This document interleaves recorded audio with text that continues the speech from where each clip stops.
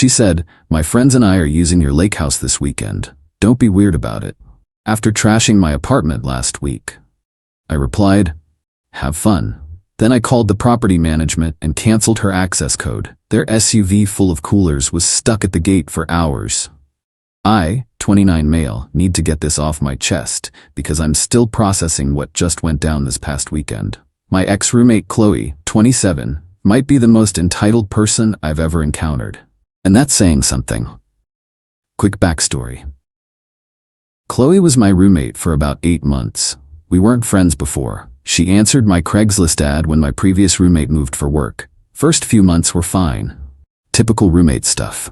Then she started treating our shared apartment like her personal party venue. Last weekend was the final straw. I was visiting my parents, came back Sunday night to find my apartment absolutely destroyed. I'm talking red wine stains on my couch, cigarette burns on my coffee table. We're a non-smoking building, broken glass everywhere, someone had puked in my bathtub. My bedroom door was kicked in, the lock was broken. Someone had obviously been hooking up in my bed because the sheets were... Yeah. Security footage from the building showed Qley letting in about 15 people Saturday night. When I confronted her, she literally shrugged and said, "Don't be so uptight, it was just a party. I'll Venmo you for the door." I gave her 30 days notice to move out. She called me dramatic, but found a new place within 2 weeks and moved out Wednesday. Didn't clean anything, didn't pay for damages, just bounced. Then Thursday afternoon I get this text. "Qley, hey, me and my girls are using your lake house this weekend for Jasmine's birthday. We'll be there Friday, Sunday, don't be weird about it, Kay?" See, here's the thing. My family does have a lake house about 2 hours north. Qley knew about it because I'd mentioned it a few times, even showed her photos. What she didn't know? It's not technically mine, it belongs to my uncle, but our whole family uses it through a property management company that handles bookings. We all have access codes. I'd made the mistake of bringing Qley and a few others up there once, like 4 months ago. For a chill weekend, she must have noted the gate code or something. But that code, it was tied to my access account. I texted back, "Have fun." Then I immediately called the property management company, explained that I needed to update my security access for safety reasons. Someone I no longer trusted had potentially gotten my code.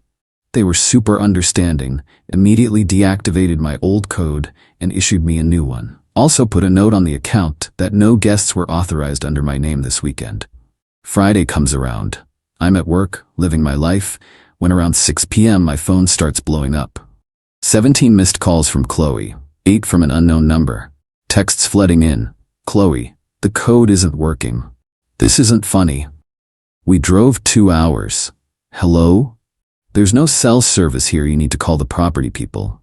Unknown number. "Hi, this is Jasmine, Qley's friend. We're stuck at your lake house gate and the code isn't working. Can you send the new one?" I didn't respond to any of them. Put my phone on Do Not Disturb and went to see a movie. Checked my phone around 10 p.m. 52 missed calls between Qley and 3 unknown numbers. The texts had evolved from angry to desperate to absolutely unhinged. But the best part?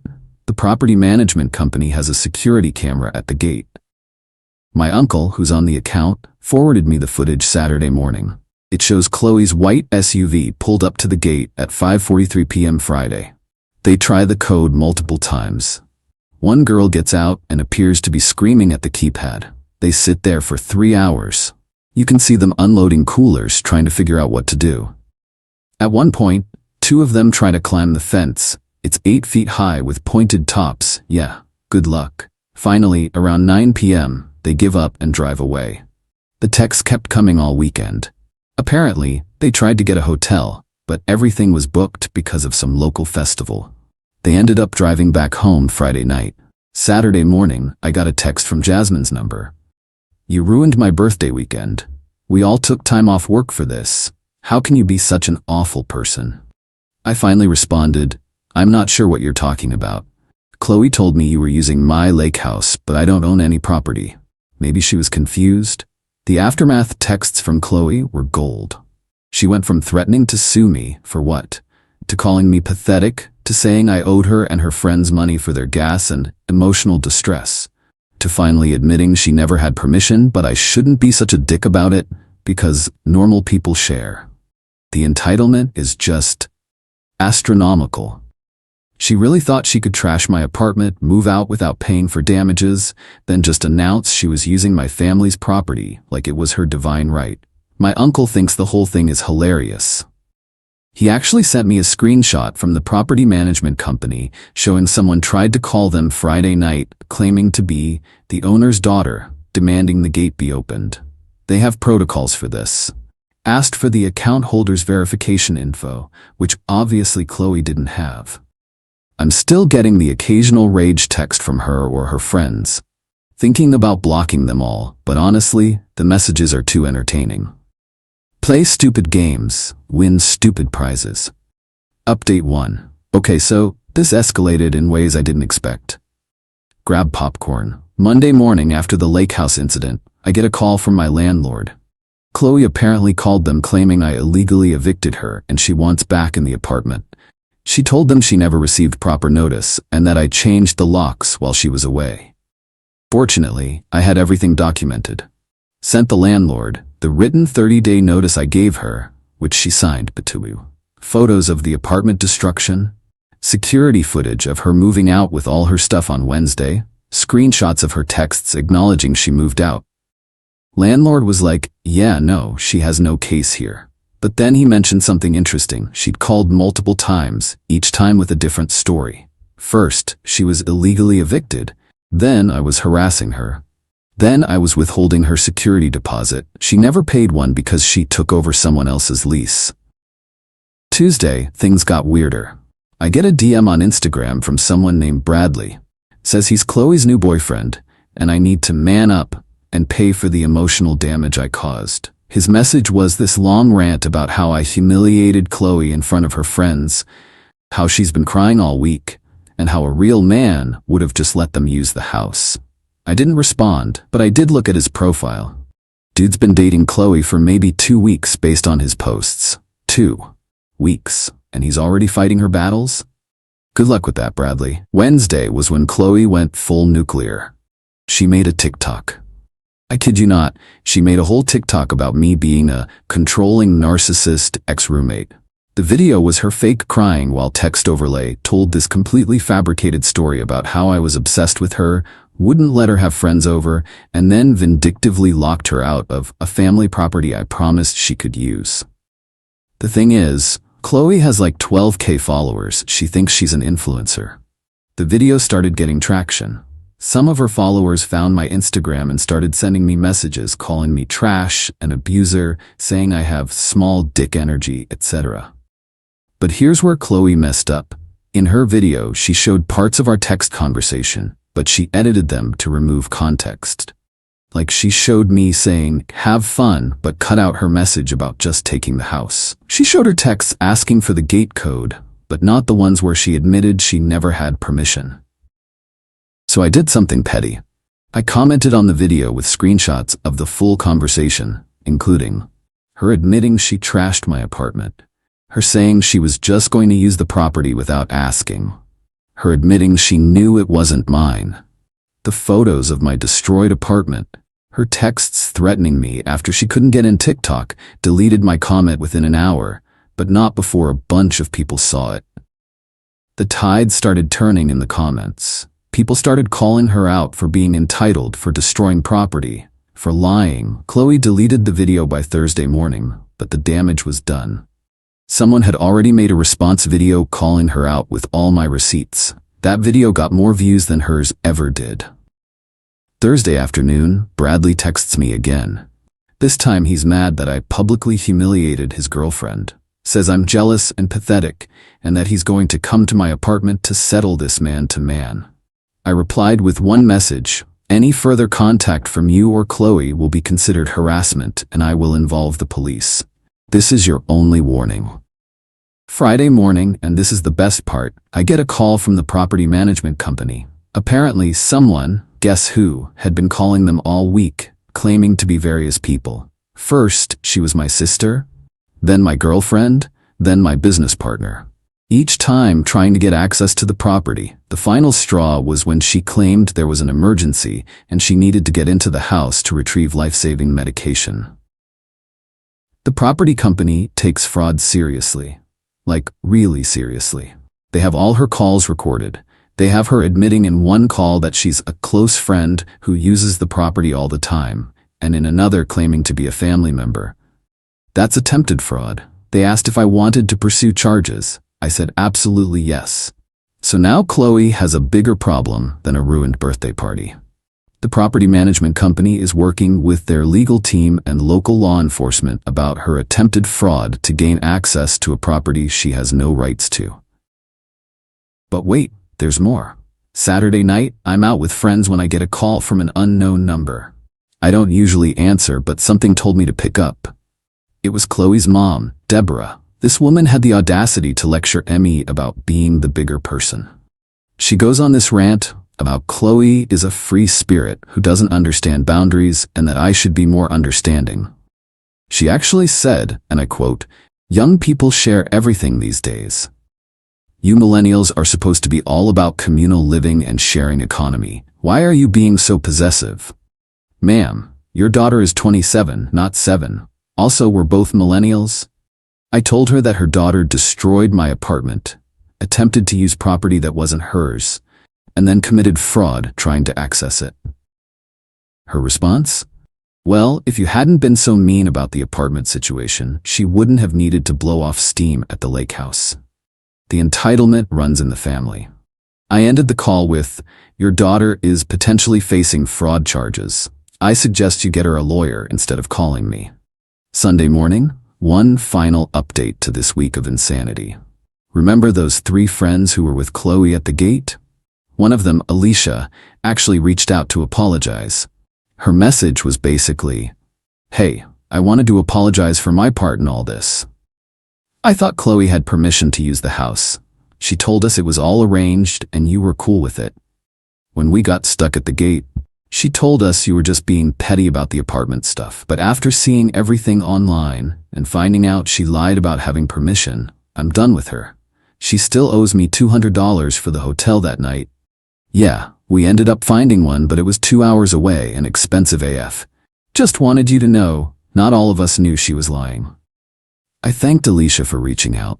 Apparently, Qley's friend group is imploding because she owes multiple people money, and this isn't the first time she's lied about having access to things, places, events. Current status, Qley is still texting from new numbers every few days with alternating threats and sob stories. Bradley has gone quiet, smart move. The property management company is moving forward with their fraud investigation, and my apartment is finally repaired and peaceful.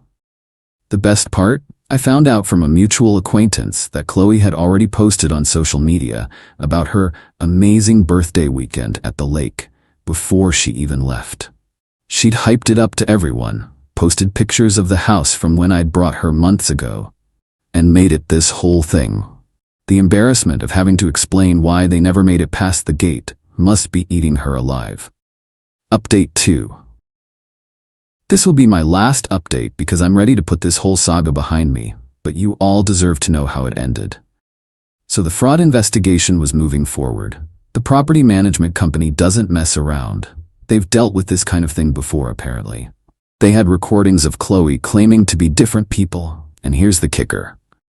In one of the calls, she actually said she was entitled to use the property because she paid rent to someone who has access.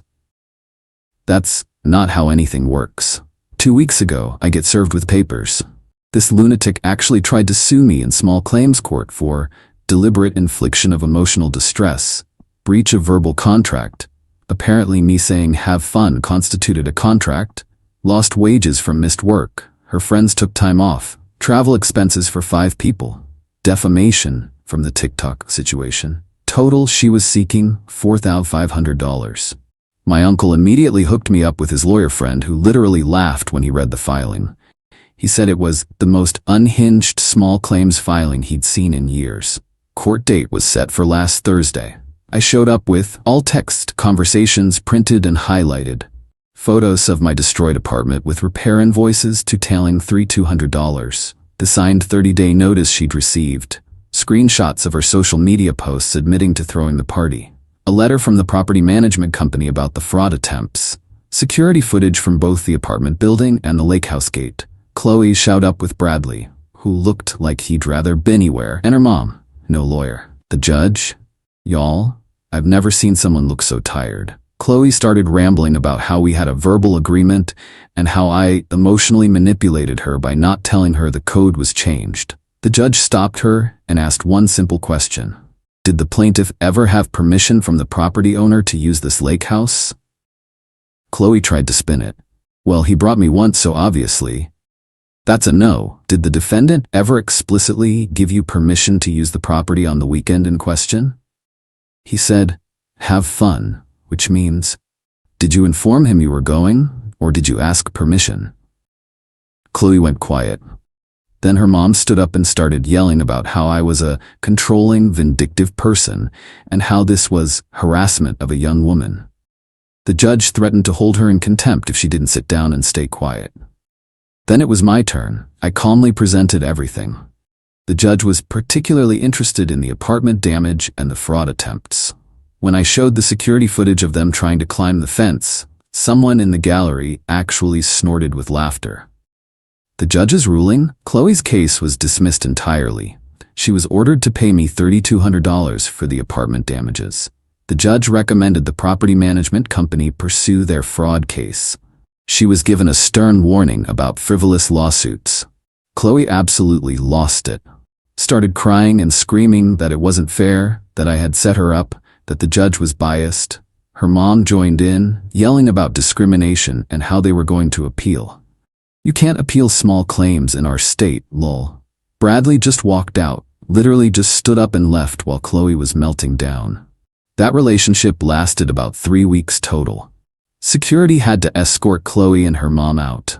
As they were leaving, Qley screamed that she was going to ruin my life and that I'd regret this. It's been a week since court. The update on the fraud charges, the property management company decided to pursue it. She's been formally charged with attempted fraud and criminal impersonation. Her court date for that is next month.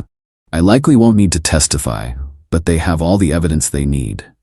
The aftermath. Qley's Instagram is now private, but apparently she's been posting about being victimized by the system. She hasn't paid the $3,200 yet, but I can garnish wages if needed. Found out from Alicia that their entire friend group has cut Qley off. My building added me to their do not allow list for Qley after I showed them the court ruling. Bradley apparently tweeted about dating crazy, real classy dude. The most satisfying part? Last Friday, a process server showed up at my door. I thought Qley was trying something new. Nope. Turns out one of her friends from the birthday weekend is suing her for the money they spent on gas, hotel, and taking time off work based on her false promises. Alicia texted me that at least 3 people from that trip are taking her to small claims. The pyramid of consequences is beautiful, all because she couldn't just be a decent roommate and thought the world owed her access to whatever she wanted. My uncle still randomly sends me screenshots from the gate camera footage with captions like, "Still the best entertainment I've had all year." He's thinking about using it as a Christmas card.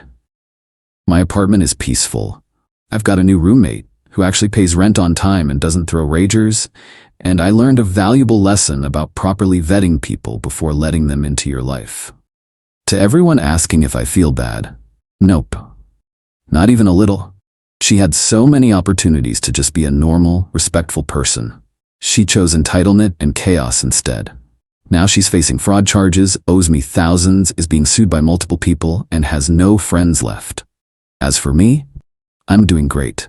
The property management company actually gave my family a discount on our next booking as an apology for having to deal with all this, even though it wasn't their fault. Planning to head up there next weekend with a new code that actually works. Thanks for following this wild ride. Remember kids, no is a complete sentence and entitlement has consequences.